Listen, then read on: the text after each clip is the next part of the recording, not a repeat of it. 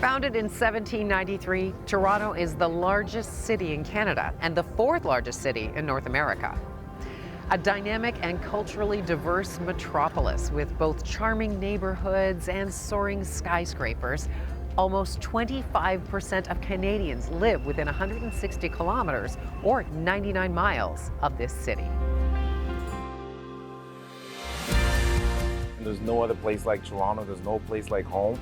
And one of the best things that I find about Toronto is definitely the diversity, the inclusiveness. You know, you feel so welcome when you're in the city. So why should people come to Toronto? What is it? Is it for the people? Is it for the music? Is it for the places? What is it? It is for everything. It's for all those things that you mentioned and more. Discover Toronto. Filled with beaches, restaurants, parks, and theaters of all kinds, and pretty much anything else you could want from a major city. Toronto is also a city of surprises. This is called the Lazy Pour. This is a drink that actually a member of my staff made, and it's actually rather good.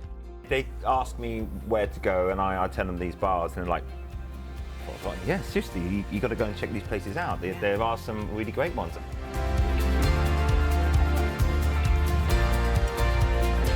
What we're hoping from that blend is just a nice, approachable and easy drinking dry cider. That's exactly what it is. Good. Beautiful. Nice to start with. Wait, Excellent. Hold on. I've got to make sure about that. Yeah, just double check.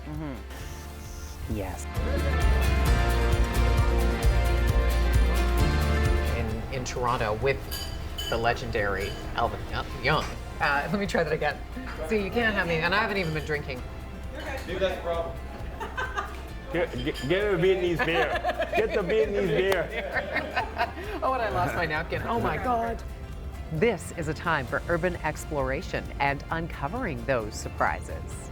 This is a time to be inspired through cultures and people. This is a time for going global.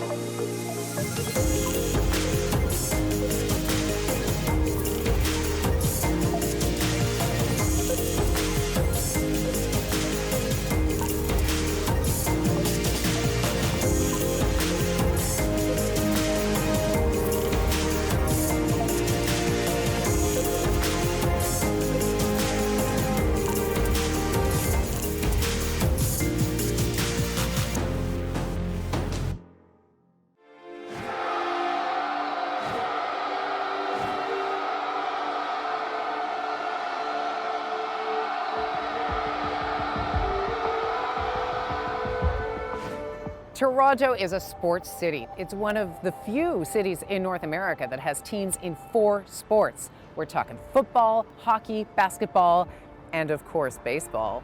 The Toronto Blue Jays were founded back in 1977 and have won 6 East Division titles, 2 American League pennants, and 2 World Series. Of course, keeping fans and the players excited and rowdy is a big part of the game, and so a big part of the team is Ace, the team mascot. I remember, because I've been watching you, and you've aged very well, by the way, since the very early days. Yes, I was even here during one of the World Series wins, and I remember the 7th inning stretch. That's what keeps us all going, right? We're in a little bit of a lull. This is where you really shine. So can you take us through the whole routine? Awesome. Okay, eyes on you. I got this. I'm gonna, okay. All right. Okay, Blue Jays, Blue Jays. Let's play ball. Woo! Yeah, see? I see why we had to do this, because there's a little bit of squat action. Yeah, and and glutes, yes. Do birds have glutes? Thank you. Do you think I could get a job here? Do you think they would like? I thought I would ask, maybe. A little more work, maybe 30 more years. All right, so I'll see you at the game then. 7th inning, me and you. All right, thanks, Ace. High five. As I was grabbing a hot dog, I had a brilliant idea. But I haven't heard back from the Blue Jays yet.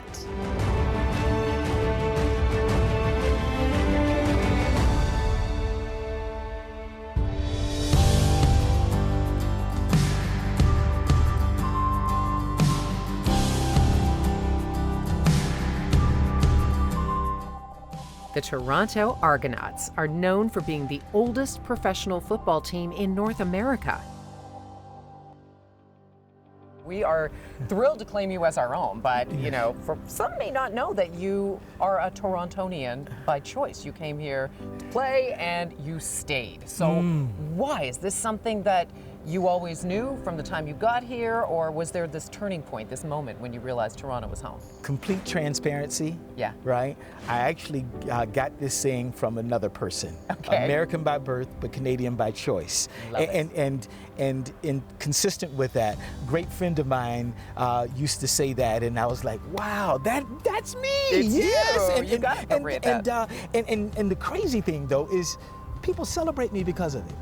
And I'm like, I don't get it, right? Because we have this crazy, wonderful, multicultural city that has this cool vibe between just business that is replicated in few places in the world, and then entertainment on the other side of that, and then we have this level of generosity and multicultural. It's crazy. This is like it's utopia, right? And so people keep celebrating me about utopia, and I guess I'm okay with utopia. Yes. Why go anywhere else? Yes, absolutely.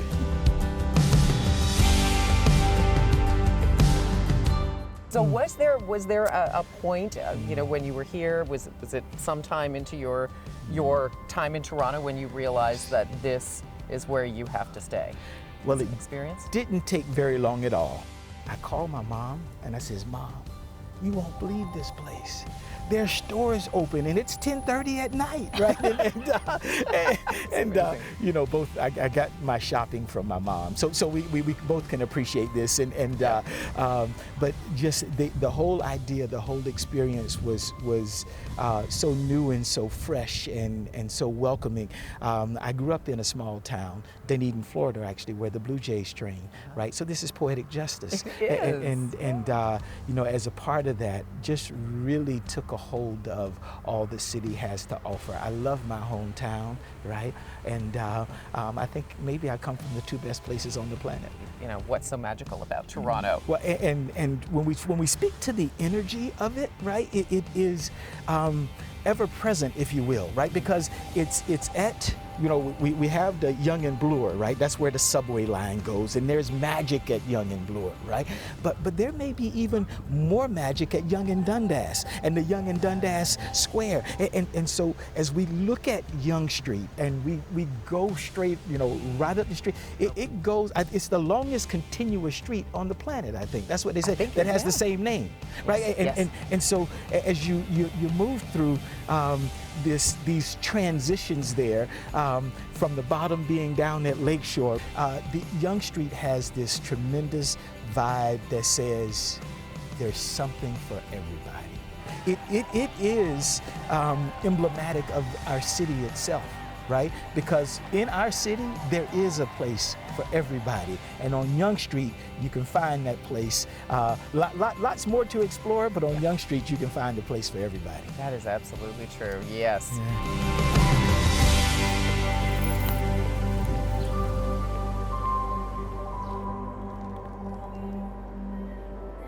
How important is cultural diversity to Toronto? Well, it's everything. Their motto is diversity, our strength. And with over 250 ethnicities and 170 languages spoken, they know how to back that up. Now also, with over 50% of Toronto's citizens not being born here, well, this affects how visitors can experience the city. Everything through culture, art, entertainment, food, and more.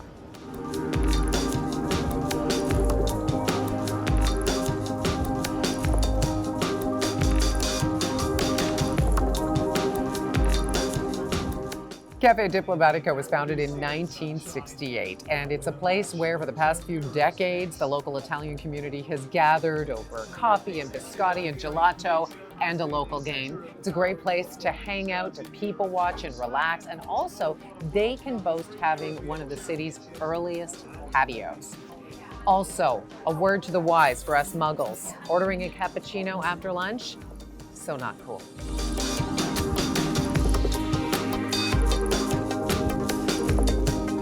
Little Italy is one of Toronto's many authentic cultural neighborhoods. Its roots go back to the early 1900s, and it's basically the area just west of Kensington Market, with College Street running right through its center. A visit to this area is one you won't soon forget.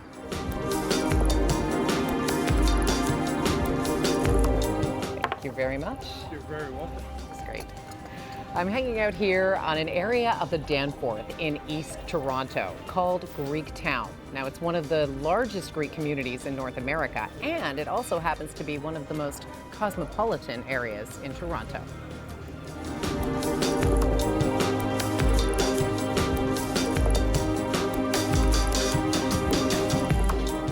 If you're looking for Greek food, this is the place to get it. But this area is also home to some authentic butchers, vegetable markets, grocery stores, artisans, and even a couple of really cool record stores.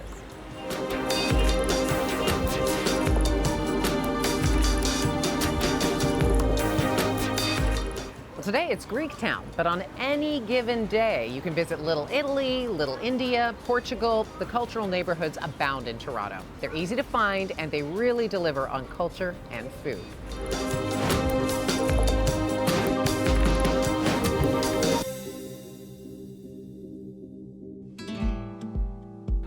We are here at an institution in Toronto, I'm told. Fa Hung has been here since 1986. Alvin Leung, you brought me here because why? Tell me about this place. What happened to the legend line? I know! I started up here. I've been a legend since Okay, 1961. did you stop again? Oh no. Since 1961. Okay. Without the year. It's still rolling, okay. Alvin is a legend. He's also a gentleman and a whole lot of fun. He is known around the globe. He has appeared in television all over, shows everywhere. He knows how to prepare amazing food, and he knows where to find it. We are here at an institution in Toronto, I'm told, Fa Hung, with a legend, the legendary Alvin Leung. Thank you for taking me here. I'm told this is an amazing place. Lisa, I'm humbled by your expression, legend. You are. But I'll take it. That's what the L stands for, right? I take it. I tell you, this is an institution because to me, this is the best Vietnamese restaurant in Toronto. Really? If not the world. That's saying a lot, if not the world. If not the world. And you can see the feast in front of you. It's amazing. I'm trying to, explain, first of all, pho. What is pho? Yeah. A lot of people say, what is pho? Or some people say pho, but it's pho. In Cantonese, we call it phan. And it means rice noodle. Okay. In this, feast here, there's a lot of different culture. There's Chinese, and definitely Vietnamese, and also French. French, I wouldn't have thought. Vietnam was occupied by the French for a period of time. So there's a lot of, you have banh mi, which is a French baguette, and then you have the famous, pho, which is the beef soup, noodles. Okay, and you notice that, this is basically it's a clear broth. It's a consommé. Consommé, and taste that. Okay, just taste that. Okay, you see first of all, you taste the beef. Yeah. The soup is very important because, it brings warmth, and each restaurant will have a different recipe. Yeah. Okay, but basically it's very rich and very beefy. Yes. Okay, and the second thing is the noodles. Yes. Okay? Now the noodles, you gotta taste this noodle. Now this one I will help you. Yes. Okay. Even though I'm not the expert in chopstick, but this one I help you. Yeah. Okay, you feel you have a bowl, but Lovely. taste the noodles. Just taste that noodles. Okay, and don't worry, you don't have to do the noisy method the Japanese use. And what is that?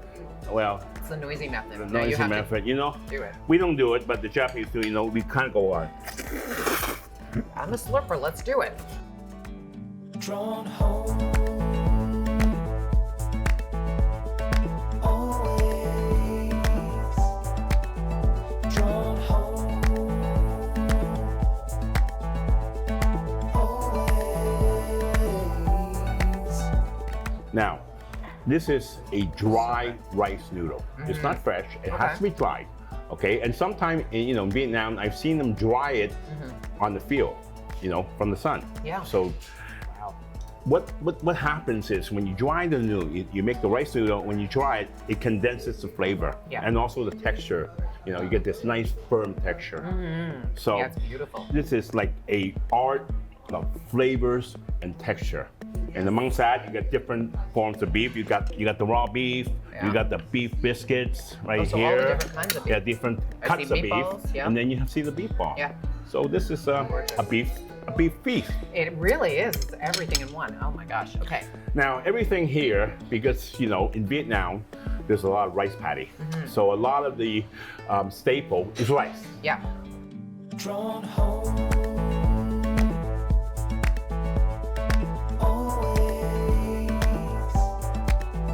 drawn home, always.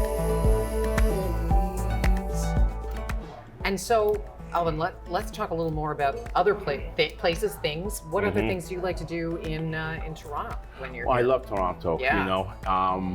And well, one of the things I love to eat. Yes. It's okay. I love to eat. You can see that. Okay. I love to eat. And this place to me is so unique. This city is the most diversified city in the world. Okay, and the cuisine, the offering, and the culinary offering is exactly the same. Okay, and I'm not just talking about a lot of people say diversity, and they're talking about maybe the addition of Asian cuisine, but Toronto has a very, very long history of diversity. So you have, first of all the diversity from Europe. Yes. And then you have the offerings from the other continents, like let's say South America, and of course Asia, okay? Chinese, Vietnamese, Japanese, and so on. So Yeah. I can tell you, you can be here a whole year, okay, and eat in a different restaurant every single day and be amazed. It's astonishing, right? Like, that's amazing. You don't have to travel at all. You could travel the world in this city. Hey, that's great. Come to Toronto and travel the world. And that describes Toronto exactly.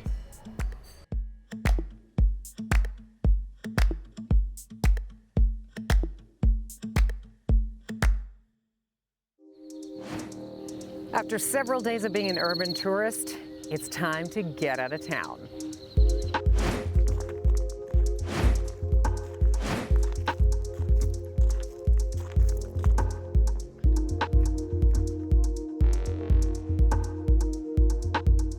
The Blue Mountains, a town in Grey County consisting of several small communities, is only a quick, scenic 2-hour drive from Toronto. We are on the Apple Pie Trail, known for all things apple. And so I was thinking, what goes best with apple pie? What, too cheesy?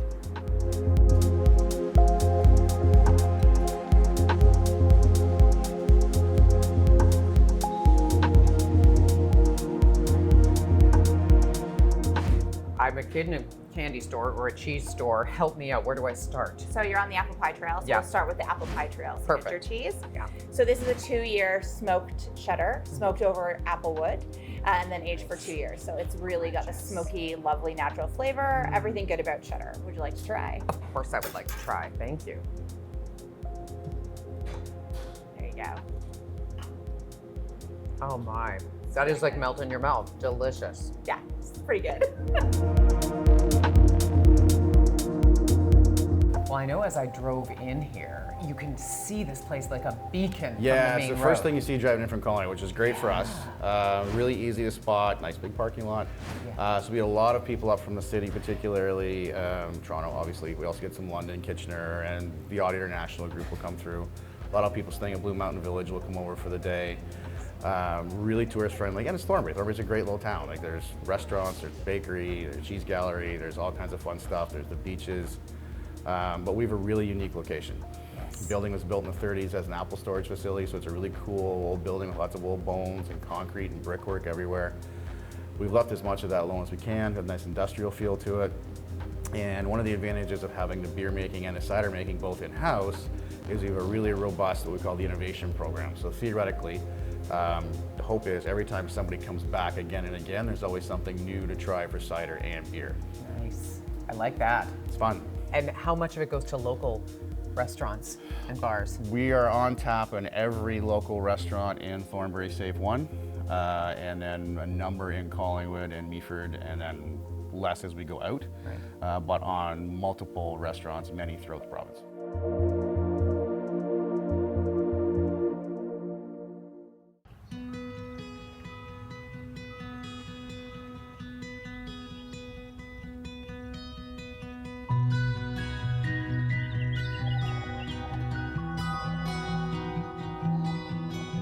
So what is unique to this space, this place, as opposed to other? Yeah, I mean, I think for sure people love the charming rusticness of our environment. Everything is outdoors.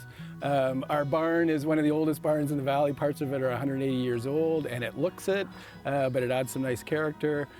You know, we've got a great rural landscape here that people really enjoy. Our product is quite unique. We specialize in minimal intervention wild ciders that you can't get anywhere else, and I think that's a real appeal for people, flavors in cider that they've never tasted before. And do you find it maybe a younger crowd? I'm thinking because you're socially conscious, you're, you know. I mean, I think that's one of the cool things about cider. It has appeal across male and female, young and old. People love the fact that our products are totally natural. We don't add anything that isn't grown in the valley or foraged right on our property. So yeah, it's a kind of a unique product that way, and it's fun to welcome people to this place and teach them about traditional cider. Yeah.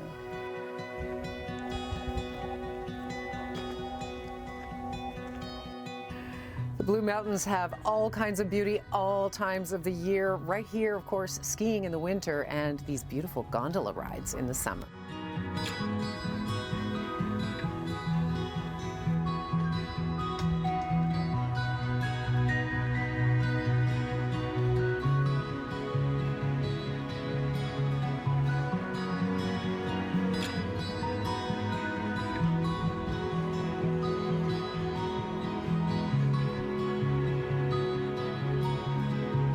When it comes to food, in Blue Mountain Village, there's something for everyone. Everything from burgers and pub fare, all the way up to some very upscale, unique restaurants. This is one of them. Mother Tongue takes a really interesting spin on Asian fusion. And I have to try it. Oh, that's divine.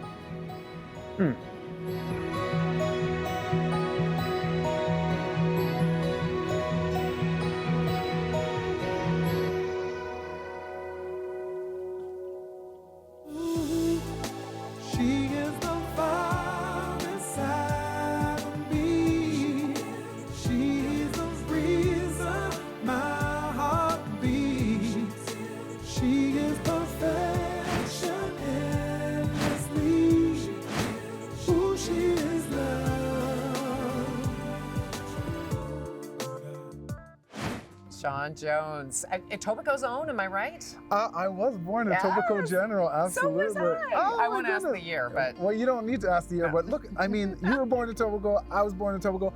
Look at leather jacket, black and white. We did not plan this. But you know, Etobicoke kids, we got it going on. There we That's go, all I there can we say. go. Yes, which is part of Toronto. We'll say Yes. Toronto can definitely claim you as their own. GTA, baby, GTA. Greater Toronto area. Very good. I always tell people we got to spell it out because sometimes, I people know. across the world are looking at this. What's this GTA? What's this T dot everybody's talking about? All right. Well, Toronto is very lucky to claim you as their own. I mean, you are a very successful musician. You've got a great career, new album coming out. You are an actor. Yes. This city, I'm going to guess, has shaped you.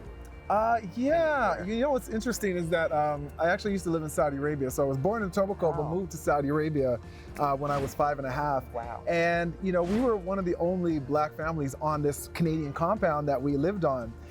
And then coming back here 6.5 years later, it was just wonderful just to see how, the diversity that was here, and everyone was accepting of everyone. But not only that, everyone still retained, those special parts of their diversity, and so that just helped me kind of like try new things, hear new sounds. And it has really shaped the music that my old group made, in essence, and it has stayed with me to this day. So yeah, I mean, it's just been a wonderful, wonderful place to grow, to grow as a musician, to grow as a person, just period.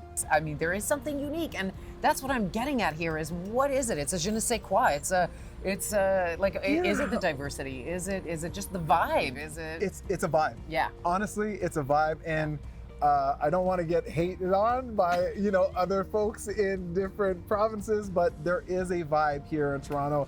It kind of is the hub for entertainment. Yes, Toronto has some of the most amazing theatre fronts and amazing theatre history. I think of anything from Red Sandcastle Theatre, which has been revived out on the East End, to the new Theatre of Crows. But when you get downtown, if anyone has never been to the Winter Garden Theatre, it's unbelievable. It's a former vaudeville house above the Elgin, which is a gorgeous theatre in itself. It's one of the few stacked theatres left in the world. And I think Musical Stage Company is doing some works there as well. So yeah, those theatres have an extraordinary history, and Elgin and Winter Garden in particular are special spaces. Yeah. I think we're starting to see, we're just at the starting gates of what I hope will flesh out in terms of diversity, in terms of creative diversity, not only on the stages, but the pieces of work we're seeing and who's actually behind those pieces. Of course, Buddies in Bad Times is one of the seminal theaters in terms of promoting alternative voices, LGBTQ, queer voices. So they continue to roll out amazing pieces that, and the audiences are flocking to Buddies in Bad Times. So it's one of the highlights of the Toronto theater scene for sure.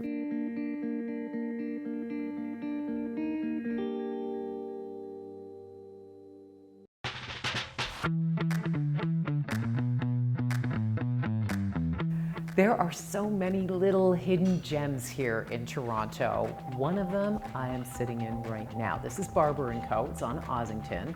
To the outside world, a barbershop, a beautiful little barbershop. But check out what's behind the curtain.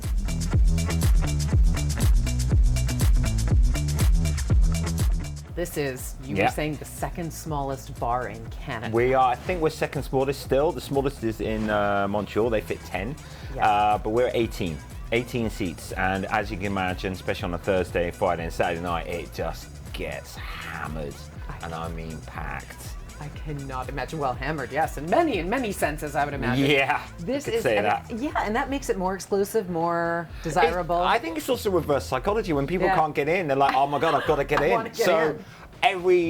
So they can't come in. They try and come in again the next week, and we do resos as well. But I have to keep back for walk-ins. And on this street, which is Ossington, from Dundas to Queen, this street is it's massively busy.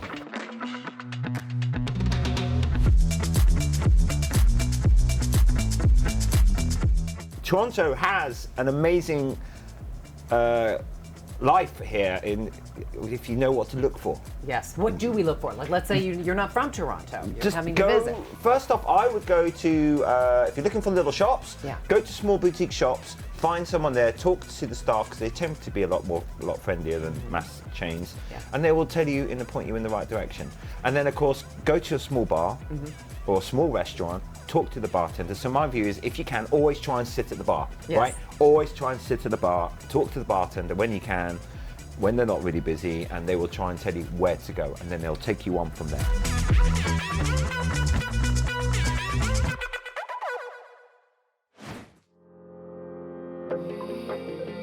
Toronto is an inclusive city, and by that I mean everyone is free to be their authentic selves here.